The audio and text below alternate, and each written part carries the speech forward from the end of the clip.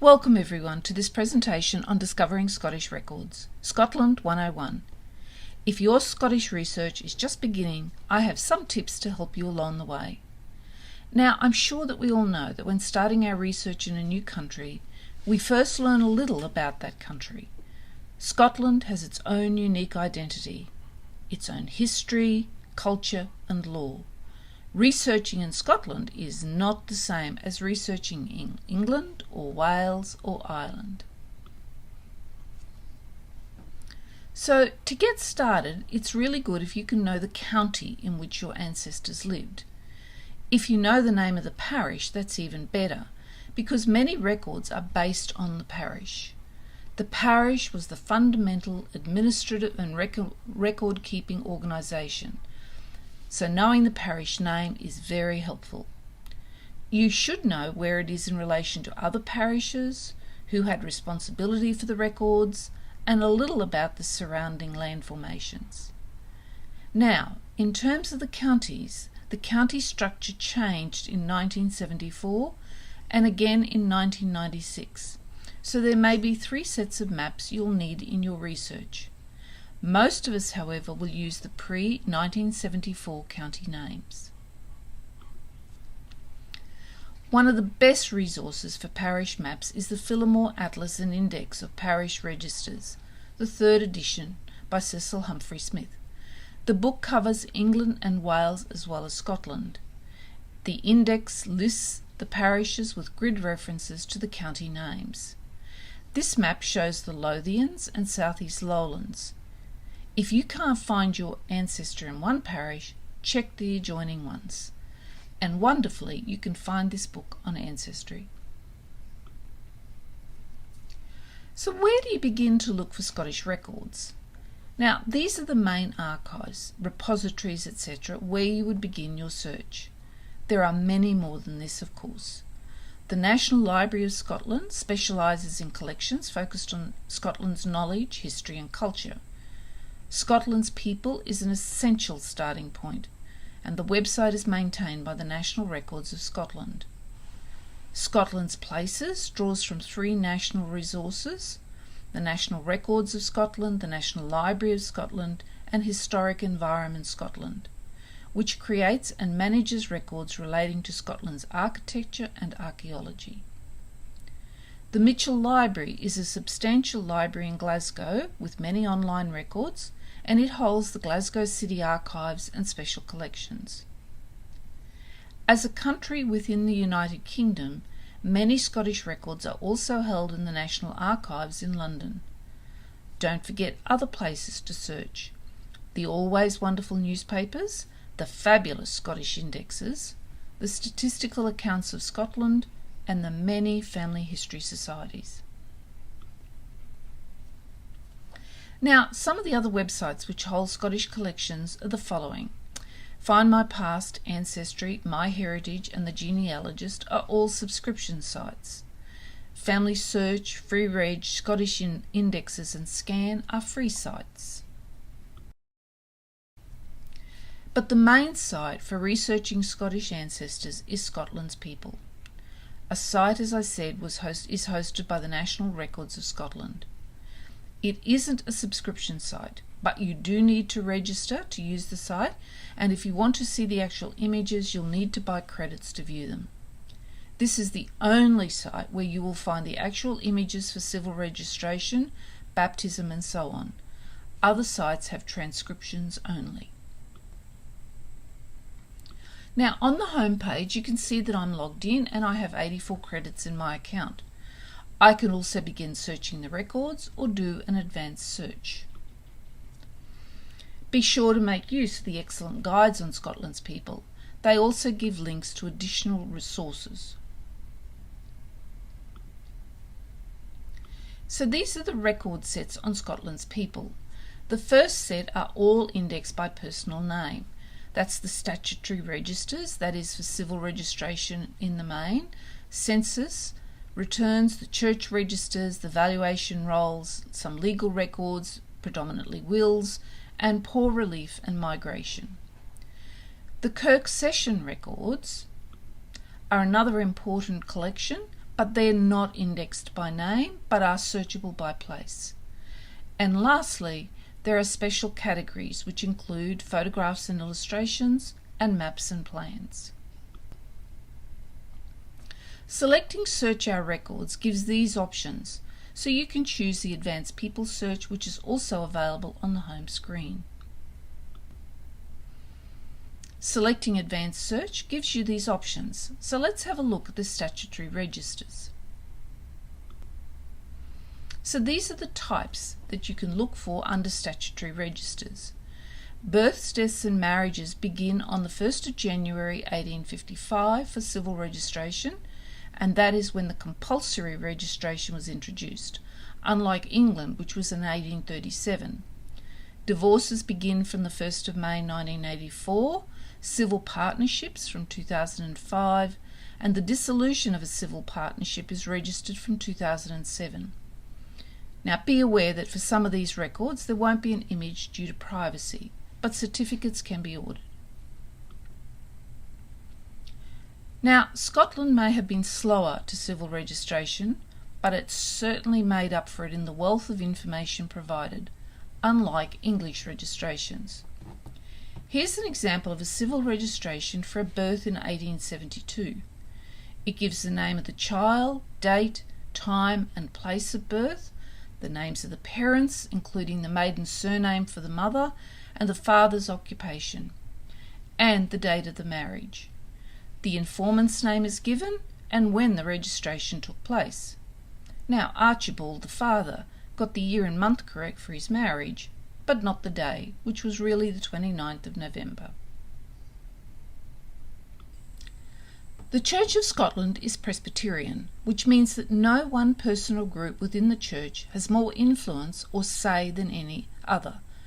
Unlike England, where the Queen is the head of the Church of England, this is not the case for the Church of Scotland. At a local level, the parish, the court is a kirk session. Now, kirk sessions oversee the local congregation and its parish and consist of elders presided over by a minister. The kirk's status as the national church in Scotland dates from 1690. The oldest register for the Church of Scotland dates from 1553. There was a requirement from 1552 that parishes record baptisms and marriages, but many did not commence until much later, and some more remote areas only have registers from the early 19th century. Other Presbyterian churches in Scotland kept registers of baptisms, marriages and burials from 1716 onwards. Approximately 700 Catholic registers have survived, the earliest dating from 1703. Just remember that the Church of Scotland parishes did not cover the same areas as Roman Catholic parishes and the parishes of other churches. So you can find 4 record types in the church registers: births and baptisms, banns and marriages, deaths and burials. Other events include, for example, confirmation and First Communion for Catholics. This 1795 example is from the parish of Temple in Mid Lothian and clearly shows the name of the child, baptism date, names of the parents and the witnesses. Elizabeth was the first child for this couple.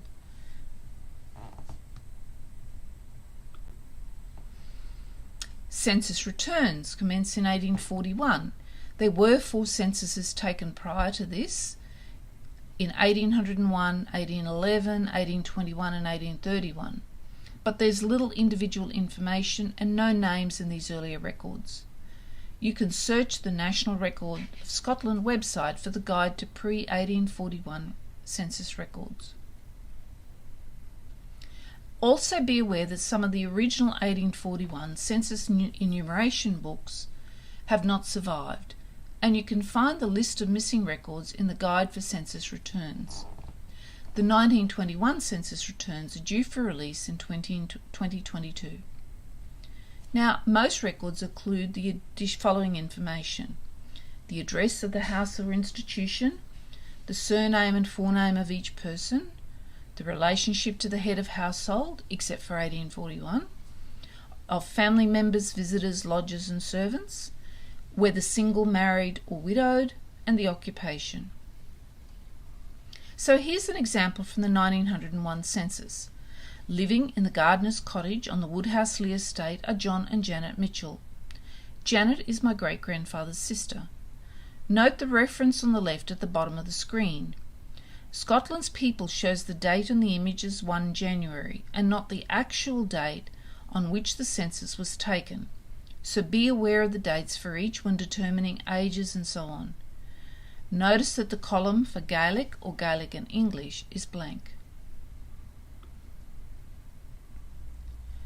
Valuation rolls were local tax records listing properties and people in each Scottish county between 1855 and 1996. You can search the valuation rolls if you're trying to find someone between census years. If that person is the head of household, you should be able to trace how long he or she lived or occupied a property after the census was taken.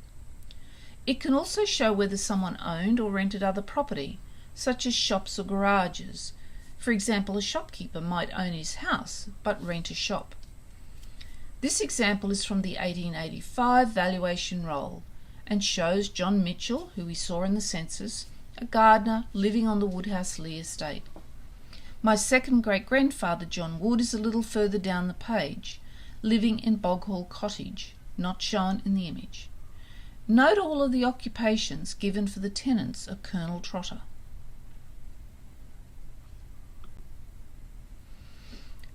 We now come to the newest collection of records on Scotland's People, the Kirk Session records. The Kirk Session produced records documenting the meetings, decisions and transactions of a parish. As well as recording the proceedings of disciplinary cases on a host of moral and social offences, session minutes do often record baptisms, marriages, burials and notice of people who have either joined the parish from elsewhere or left the parish with a certificate of transference. So these records, as I said, are not indexed by personal name, so this is where it pays to know the parish in which your ancestors lived. And you can use the parish name in any of the search methods shown. Searching these records is free and images can be viewed, but it will have a Scotland's People watermark. Each image costs only 2 credits, so it's worthwhile purchasing them to remove the watermark. Let's have a look at a record I found recently in the Kirk Session records for my third great-grandparents, Archibald Bruce and Christiane Octoloni. In 1795, they confessed to the sin of fornication before marriage. They were told to behave in the future and were absolved from any further public censure. This couple was censured 1 week before the birth of their first child, Elizabeth, and they had married the previous year. Let's have a look at how we can track somebody's life through the records.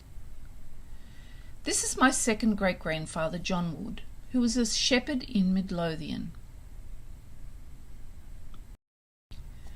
This is John Wood's baptism record, which also gives you his birth.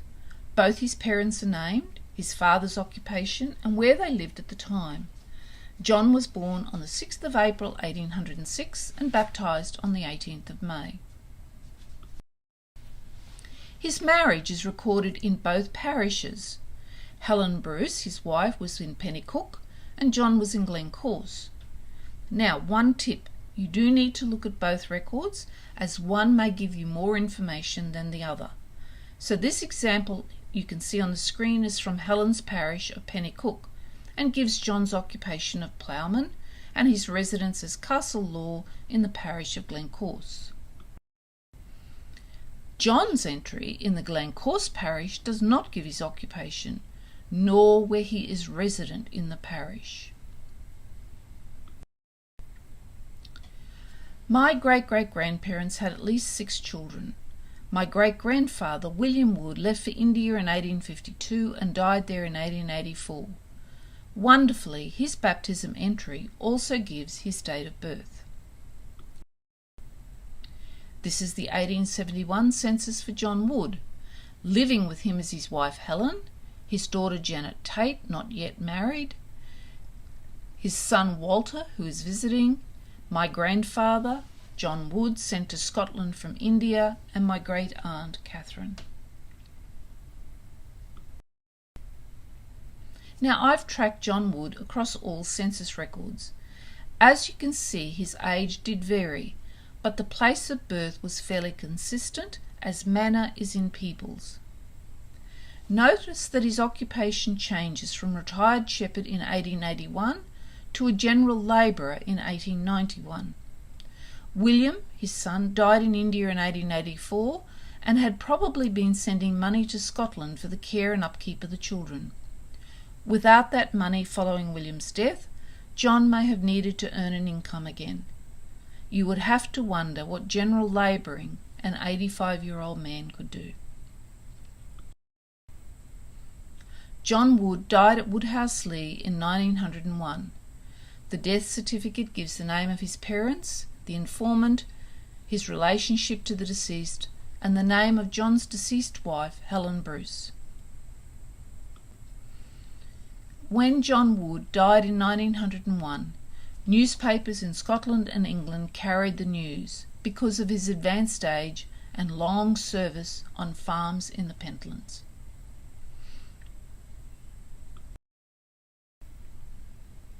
Now, when you incorporate Scotland's places with records from Scotland's people, you can build up a rich picture of your ancestors' life. It's a free resource that lets you explore the site looking for place names associated with your family. So, what can you expect to find in Scotland's places? You would expect there to be ordnance surveys, maps and plans and photographs, but perhaps one of the most interesting collections are the tax records. So let's just have a look at some tips. Scottish names can be tricky with spelling inconsistent.